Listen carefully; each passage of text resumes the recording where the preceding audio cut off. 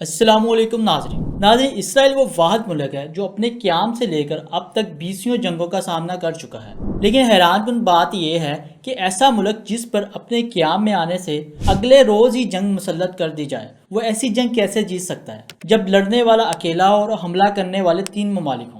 نہ صرف یہ بلکہ یہ چھوٹا سا خطہ جس کی آبادی بہت ہی کم ہے، ہر جنگ میں اپنی برتری کیسے قائم رکھتا ہے۔ ابھی کی ہی مثال لے لیں، حماس کے کیے گئے حملے میں صرف 12 اسرائیلی مرے، لیکن ہزاروں کی تعداد میں فلسطینی اپنی جان سے ہاتھ دھو بیٹھے ہیں۔ آج کی ویڈیو میں ہم بات کریں گے اسرائیل کے پاس ایسا کون سا جادو ہے جو اس کو کبھی ہارنے نہیں دیتا، ایسی کون سی ٹیکنالوجی استعمال ہو رہی ہے جو اٹیک کو ناکام بنا کر کاؤنٹر اٹیک کر رہی ہے اور دشمنوں سے گھرے اسرائیل کو حفاظت فراہم کر رہی ہے۔ ویڈیو میں آگے بڑھنے سے پہلے ہم تھوڑی سی نظر اسرائیلی یہودیوں کی تاریخ پر ڈالتے ہیں۔ یہ وہ قوم ہے جس کے پاس شروع سے ہی کوئی وطن نہیں تھا، یہ ہر ملک میں تھوڑی سی تعداد میں آباد تھے۔ فلسطین جو کہ سلطنت عثمانیہ کے دور میں ترکی کے زیر انتظام تھا، پہلی جنگ عظیم کے بعد برطانیہ اس علاقے پر قابض ہو گیا، تب یہودی یہاں آباد تھے، لیکن ان کی تعداد بہت کم تھی۔ جب اس علاقے پر مسلمانوں کی حکومت ختم ہوئی تو دوسرے ملکوں میں موجود یہودی ہجرت کر کے یہاں آنے لگے، باوجہ ایک تحریک کے جو ایک یہودی رہنما نے شروع کی کہ ہمیں یروشلم کے پاس ایک ملک بنانا ہے۔ جب جنگ عظیم دوم کا وقت آیا تب فلسطین میں ایک کثیر تعداد یہودیوں کی آ چکی تھی، اور مسلمان اور یہودیوں کے درمیان اختلافات سے تنگ آ کر برطانوی حکومت نے 1947 کے آخر میں فیصلہ کیا کہ وہ اس کو چھوڑ دیں گے اور یہاں 2 ملک بنائے جائیں گے، ایک یہودیوں کا اور دوسرا مسلمانوں کا۔ 14 مئی 1948 جب اسرائیل کے قیام کا باقاعدہ اعلان کیا گیا تو اس سے اگلے ہی دن یعنی 15 مئی کو اردن، مصر اور سیریا نے اسرائیل پر حملہ کر دیا، کیونکہ یہ ملک ان کو نامنظور تھا۔ یہ جنگ 1 سال تک جاری رہی اور نتیجے کے طور پر اسرائیل سے 7 لاکھ فلسطینی نکال دیے گئے۔ اس کے بعد بھی یکے بعد دیگرے اسرائیل کو کئی دفعہ حملوں اور جنگوں کا سامنا کرنا پڑا، جن کا مقابلہ ڈٹ کر کیا گیا۔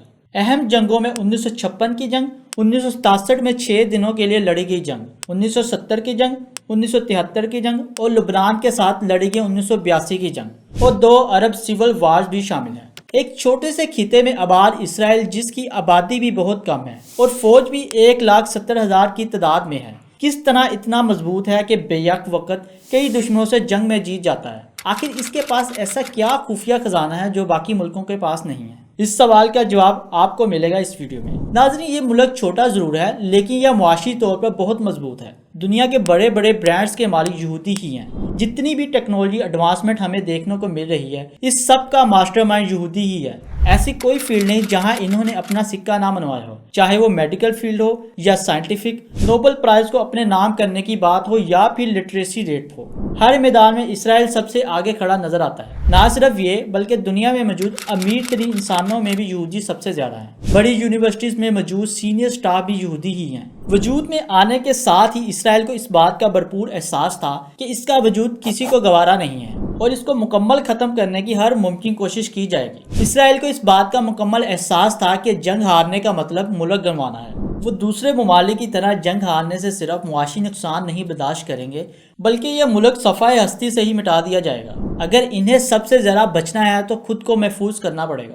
اسرائیل نے جدید ٹیکنالوجی کو بھرپور فائدہ اٹھاتے ہوئے ایڈوانس ویپن اپنے پاس رکھے ہوئے ہیں۔ سب سے زیادہ بجٹ اسی مد میں استعمال کیا جاتا ہے، تقریباً ہر سال 18% بجٹ اپنے دفاعی ڈپارٹمنٹ پر لگایا جاتا ہے۔ اسرائیل نے اپنے ارد گرد ایک آئرن وال بلڈ کی ہوئی ہے، جو کہ اصلی میں دیوار تو نہیں ہے بلکہ مختلف ڈپارٹمنٹس میں مشتمل ہے جو اس کی حفاظت پر مامور ہے۔ اس آئرن وال کے main components military power, air force جس کے پاس لگ بھگ 600 ایئر کرافٹ موجود ہیں۔ اسرائیل کا ایئر ڈیفنس سسٹم بہت ہائیلی ڈیولپڈ ہے۔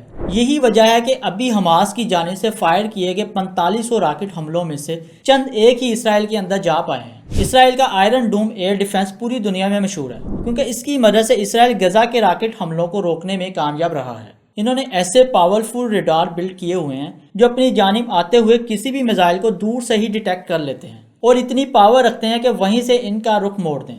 2020 میں اسرائیل نے $22 ملین ڈیفنس بجٹ کی مد میں خرچ کیے، اسرائیل ان پیسوں سے جدید ویپن ہی خریدتا ہے۔ ان کے پاس مرکاوا نامی ایک ٹینک موجود ہے جو کہ اپنی طاقت میں کوئی ثانی نہیں رکھتا۔ اس کے ساتھ ساتھ F-15 تھنڈر جنگی طیاروں کی ایک وسیع رینج موجود ہے۔ ان ہتھیاروں کو استعمال کرنے والی آرمی اگرچہ تعداد میں کم ہے لیکن ذہانت میں ان کا کوئی ثانی نہیں ہے۔ ان کی فوجی تربیت ایک خاص انداز میں کی جاتی ہے۔ نہ صرف آرمی بلکہ باقی آبادی بھی باؤنڈ ٹو سرو ہوتی ہے، یعنی ضرورت پڑنے پر ہر بندہ اپنے ملک کے لیے کھڑا ہوگا۔ ایک اور وجہ امریکہ کی بیکنگ ہے۔ امریکہ شروع سے اسرائیل کے بیک اینڈ پر کھڑا ہے۔ ہر مسئلے میں امریکہ نے ہمیشہ اسرائیل کا ساتھ دیا ہے اور اس مد میں کئی بار ویٹو پاور کا استعمال بھی کیا ہے۔ نہ صرف حق میں بولا ہے بلکہ ہر سال امریکہ اسرائیل کو مالی طور پر بھی ایک بھاری رقم اور ویپن فراہم کرتا ہے تاکہ وہ خود کو زیادہ سے زیادہ اسٹرانگ بنا سکیں۔ 2013 سے 2018 تک امریکہ اسرائیل کو ہر سال 3.15 ارب ڈالر کی فوجی امداد دیتا رہا ہے اور 2020 میں امریکہ نے اسرائیل کو 3.2 بلین کے ویپن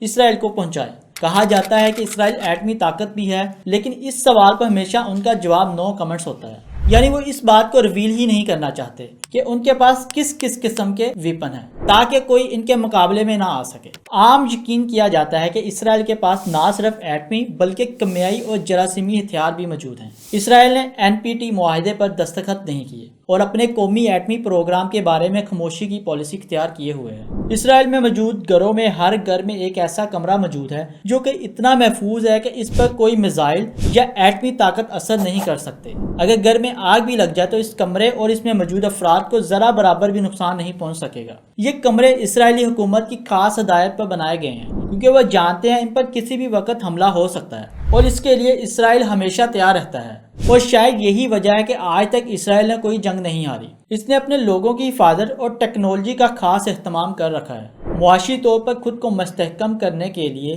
اسرائیل کئی جنگوں کے لیے اکیلا ہی کافی ہے۔ یہ تھی ہماری آج کی ویڈیو۔ میں امید کرتا ہوں کہ آپ کو پسند آئی ہوگی۔ ملتے ہیں آپ کے ساتھ اگلی ویڈیو میں، تب تک کے لیے اللہ حافظ۔